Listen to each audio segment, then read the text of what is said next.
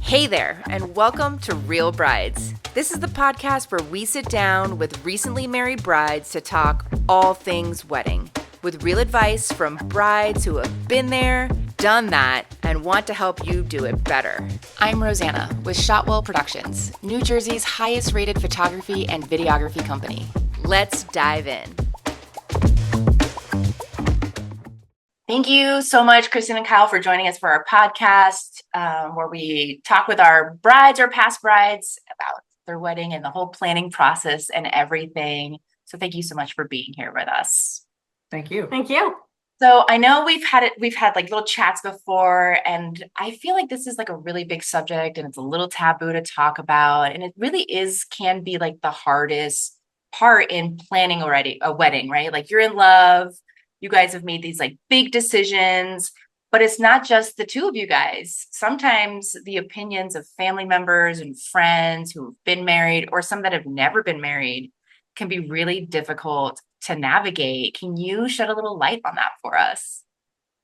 Yeah, so I think that one of the biggest things that I've actually been helping one of my friends with who's getting married is, it's important when people are giving you advice to kind of see if they are giving you advice through their own, based on their own preferences and their own likes and dislikes, or are they trying to help you have the best wedding ever? I think a lot of times people tend to just focus on themselves and what they like and don't like. And, oh, I would never have a wedding in April because they're X, Y, and Z. And it's not about that. I think what's important is to, once you've established the kind of vibe you want for your wedding, do you want a church? What season do you want? Do you want it casual? Do you want a black tie? Those are kind of the non-negotiables. So once that's kind of been decided, people are going to throw different opinions at you, but it's important to step back and say, is this their personal preference? Do they just think that you should or shouldn't have this?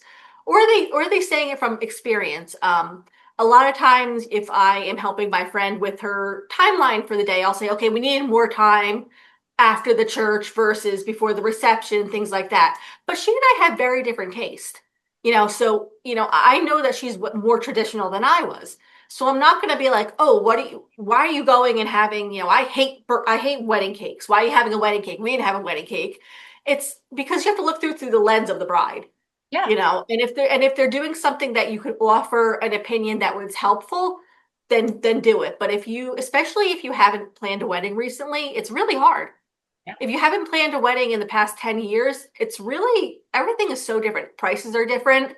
Customs are different. What's expected, what's not expected. I mean, even being in a bridal party now is completely different. I mean, it's expected that you are going to do a destination bachelorette party. It's expected that you're going to, usually it's the mother of the bride who's been setting up the bridal shower, but it's no longer like at somebody's house. It's a big deal now.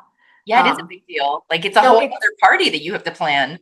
Exactly. And it's very, very different than even it was 15 years ago. So while people are trying to be helpful, it's also hard if they haven't planned a wedding recently. And, a lot of people have their own preferences and they are looking at it like, this is a party I'm attending and this is what I want to see there. And sometimes, it's not conscious, it's not vicious or anything, but it's coming from their own preferences. And that can be very hard. And, I keep, whenever my friend asks me for advice, I kind of look at it through her lens. Like, what is she like? She's very traditional. She's very by the books. She's very level-headed, where I'm a little bit all over the place. So it's like, I look at it through her taste. And I think that that's what's most important is if you want to give a bride advice, think back to what their personality, what they like and don't like, because you may really think it's ridiculous they're having a church wedding. And there were people who thought it was ridiculous we were having a church wedding, but that's your personal opinion. That's nothing to do with wanting me to have a good wedding. Now, Kyle, do you feel like you got kind of like the same pressures from like friends and families, like telling you how to plan things, or like? Oh, sure. Yeah, definitely. Yeah. That's good to hear. Have your opinions on certain things and how things have to be done or should be done. Without really realizing, like Kristen said, that things have changed over the years. Trends have changed. Prices have changed. It's not the 80s. So, where it was a lot significantly cheaper. for a lot of things. People were younger too. Yeah, and they were younger, yeah, so that was a big factor too. But it gets overwhelming, no doubt, because you're trying to plan the perfect day and you appreciate people's opinions on certain things and you understand where they're coming from. But at the end of the day, it's not their day. So you can take it into consideration, what they're, and we did try to be flexible with some things. At the end of the day, though, it's our special day. You get one, so it's daunting. But a lot of the planning is a blur for a guy usually. So um, so I wasn't part of a whole lot of the planning as traditionally men aren't. But I still think I was involved in a decent amount too. Yeah, and I also think too, like you and I were kind of saying too that that when maybe our parents got married, they were super young. Yeah. They were maybe in their early 20s, and they didn't know. Not talking They like really didn't. 25, like 2021. Yeah, Yeah, 21. And it's none of them had lived outside of their parents' house.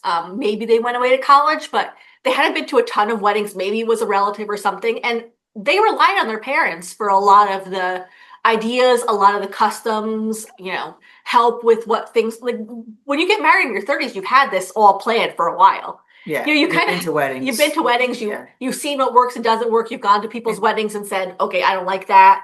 I think social media is a big influence too. Yeah, both positive and negatively. I think positively you can see so much more weddings and ideas and themes and what goes right and what goes wrong. I think the negatives are like what Kristen said. It's like you have to have a destination bachelorette party now. It's just because if you want the likes and the comments and people to be like, oh wow, you want that, and you want the bridal shower to be at a restaurant or a venue rather than being at your parents or your in-laws home or whatever. So I think that's the pros and cons of social media, but social media, I think in a positive way for sure, is definitely getting more examples and getting more people's opinions on what is good and bad. There's Facebook groups, I'm sure for brides especially, about what to do, especially if you're in a dilemma. So there's a lot out there that really does help too. It's also too, a lot of times it's hard for the other way too, because if you pick a venue that's more than, so a lot of the venues we were looking at were 20 years old or so, there's a lot of negative reviews. It's very rare that it's going to be perfect. And it's always, no matter what you say, if you say you're getting married somewhere, there's going to be some relative who claims that somebody got food poisoning 30 years ago. And their, hamburgers. It's like, it's always going to be somebody has to say something that you're like, music's too loud. Music's too loud, or, oh, I went there and Uncle so-and-so got food poisoning. It's like, okay, that was 35 years ago. Your parking was bad. Yeah, parking was bad. Or it's like, it's always something. There's always something, and it's always people have to.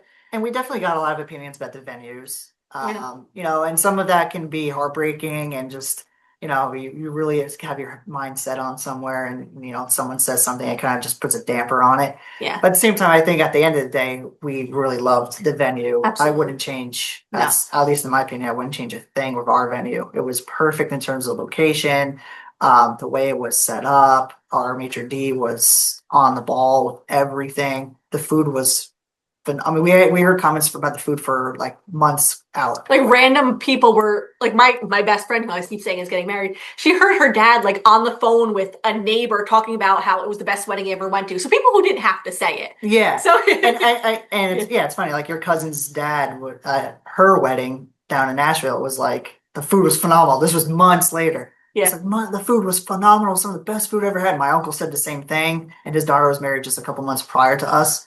So, that's stuff I really like to hear. And I would never change a thing with the venue. Absolutely. Yeah. And I mean, there's always going to be things too that, like, our venue didn't offer a cake. Okay. So, most venues do, but it's like, it's a give and take. Okay. So they might not offer the cake, but they offered something else. And at the end of the day, they're all venues in New Jersey are similar. Yes. It's you just have to kind of see which one you click with the best. Yeah. No, I think it's funny that you stated that like someone's going to say that the music is too loud. I feel like that is the one negative thing that happens at every wedding. Like somebody's going to say the music is too loud, and or they don't like that genre. They don't like the music. Yeah. My parents, anything modern. Yeah, everything modern, anything modern. My parents are like, "Oh, that's like dance music, club music." I'm like, "It's not club music. We didn't Yeah. have one club song like Yeah. played at our She's like, wedding." where's Bruce Springsteen? We're like, okay, Uh, it can't be all Bruce Springsteen. It Who was your DJ? was ambient DJs. Indian, yeah. Yep. Yeah, Which we love ambient DJs. He's a friend of ours, Greg. We also love ambient DJs, and it's not just because we're friends. He's an amazing guy. So that's also a really good compliment that you had like a really good DJ. You liked the music, even though someone said the music was too loud. I mean, it's funny because we think it's important to obviously have the typical wedding music, but I really wanted to have early 2000s pop punk music. I just thought that I really wanted to. So we had maybe 5 songs that were kind of played in a row, and everybody our age was loving it. They thought they keep bringing up how fun it was, and it was like it was a little unconventional, but they had to have all the other conventional stuff too, Yeah. you know. And I think it's important to have, you know, the if you let your parents pick everything, it would be all, you know, Bon Jovi and Frank Sinatra. Like it would just be like that'd be the whole playlist.